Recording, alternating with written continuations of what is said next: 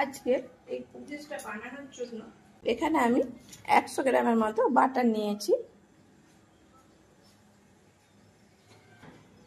100 গ্রামের মতো গুঁড়ো চিনি, এর মধ্যে দিয়ে দেব একটি মিডিয়াম সাইজের ডিম। ডিমটা রুম টেম্পারেচারে রাখা ছিল। আপনাদের যদি ফ্রিজে থাকে তাহলে 1 ঘন্টা আগে ফ্রিজ থেকে বাইরে বের করে রেখে দেবেন। এখানে বাটারটা দেখেই বুঝতে পারছেন একেবারে গোলানো বাটারও নয়, আবার একেবারে শক্তও নয়, ঠিক এই রকম হতে হবে। সব কিছু এবারে একসাথে খুব ভালোভাবে মিশিয়ে নেব। খুব ভালোভাবে বাটারটাকে মিশিয়ে নিয়েছি। এবারে এর মধ্যে দিয়ে দেব 2 কাপ আটা। আমি এখানে আটা ব্যবহার করছি, আপনারা চাইলে ময়দা ব্যবহার করতে পারেন, কিংবা আটা ময়দা 2 রকমই মিশিয়ে এই বিস্কুটগুলি তৈরি করে নিতে পারেন। সব কিছু এবারে একসাথে মিশিয়ে নেব।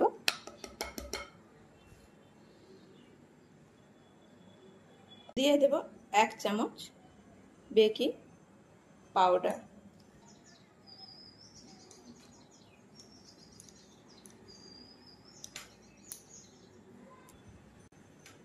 একসাথে ভালো করে মিশিয়ে নিয়েছি।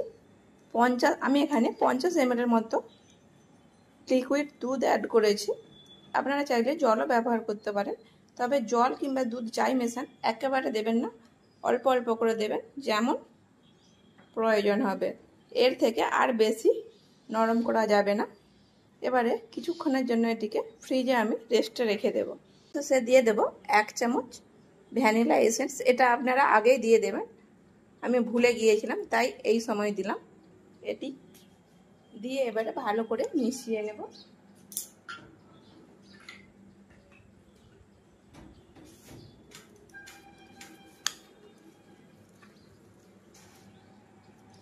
এবারে এটিকে ফ্রিজে রেখে দেব আধ ঘন্টা। আধ ঘন্টা পর ফ্রিজ থেকে বের করে নিয়েছি রুটিকে। আজকের বিস্কুটগুলো একটু ডিজাইনার করব, তাই আমি এরকম একটি নজল নিয়ে নিয়েছি আর একটি পাইপিং ব্যাগ নিয়ে নিয়েছি। হাতের কাছে পাইপিং ব্যাগ কিংবা নজল যদি নাও থাকে তাও এই বিস্কুটগুলি তৈরি করা যাবে, সেটিও আমি দেখিয়ে দেব। পাইপিং ব্যাগের মধ্যে নজলটিকে নিয়ে নিলাম। এইবার একটি গ্লাসের ওপর রেখে দেব। গ্লাসের উপর এইভাবে উল্টে দিলাম। এবারে বিস্কুটের মিশ্রণটা নিয়ে নেব।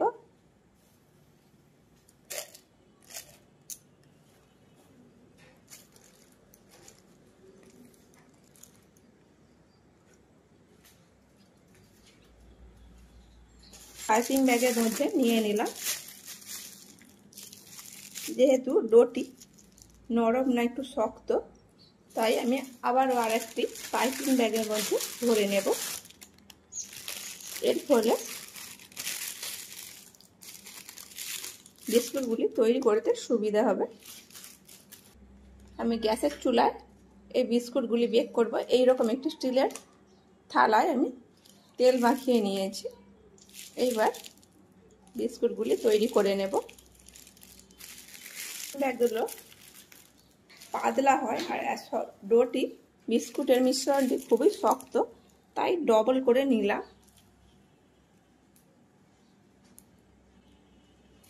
কতটা শক্ত বুঝতেই পারছেন।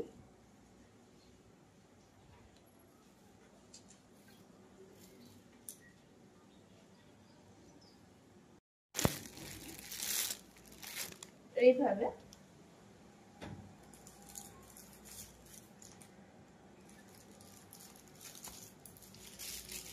গুলি তৈরি করে নিয়েছি। কারো কাছে যদি নজল না থাকে, ডো থেকে এই রকম একটি ছোট অংশ নিয়ে এইভাবে গোল করে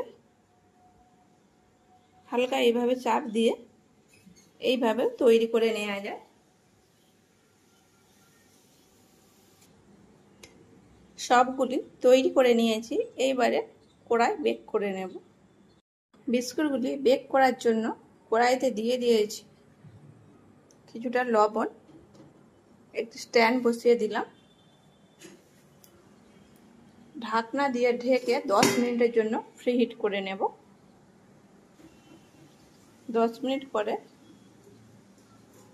ঢাকনাটা খুলে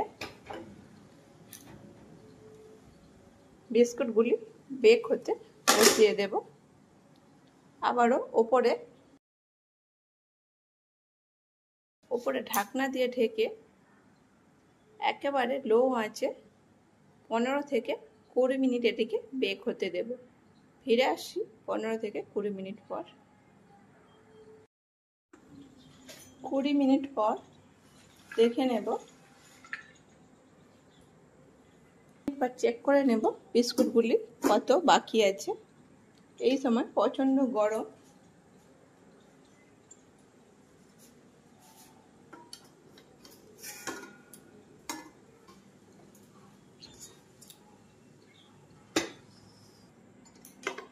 কড়াই থেকে সাবধানে এবারে তুলে নেব।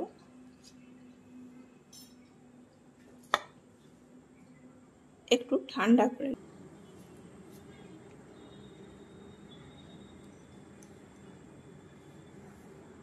বিস্কুটগুলি ঠান্ডা হয়ে গেছে, এই পাত্র থেকে তুলে নেব। নিচের দিকটাও কত সুন্দর হয়েছে, সবগুলি তুলে নেব। কিছুটা গোটা চিনি দিয়েছিলাম, বিস্কুটগুলি দেখতে কত সুন্দর হয়েছে।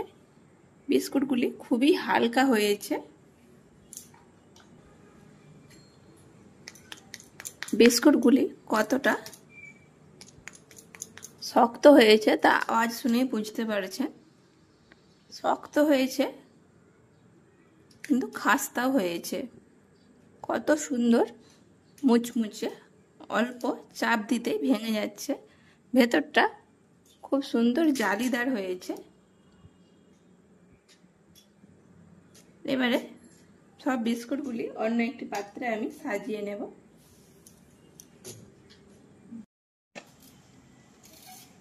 সব বিস্কুটগুলি আমি সাজিয়ে নিয়েছি। বিস্কুটগুলি যখন চুলা থেকে নামিয়েছিলাম একটু নরম ছিল, ঠান্ডা হয়ে যাওয়ার পর বিস্কুটগুলি শক্ত হয়ে গেছে। বিস্কুটগুলি কড়ার মধ্যে ওই গরমে রেখে দিলে 10 মিনিটে ভেতরে যে নরম অংশ থাকে সেটা শক্ত হয়ে যায়। রেসিপিটা ভালো লাগলে লাইক, শেয়ার, কমেন্ট করবেন এবং সাবস্ক্রাইব করে আমাকে সাপোর্ট করবেন। এতক্ষণ আপনাদের মূল্যবান সময় দিয়ে ভিডিওটা দেখার জন্য অনেক ধন্যবাদ।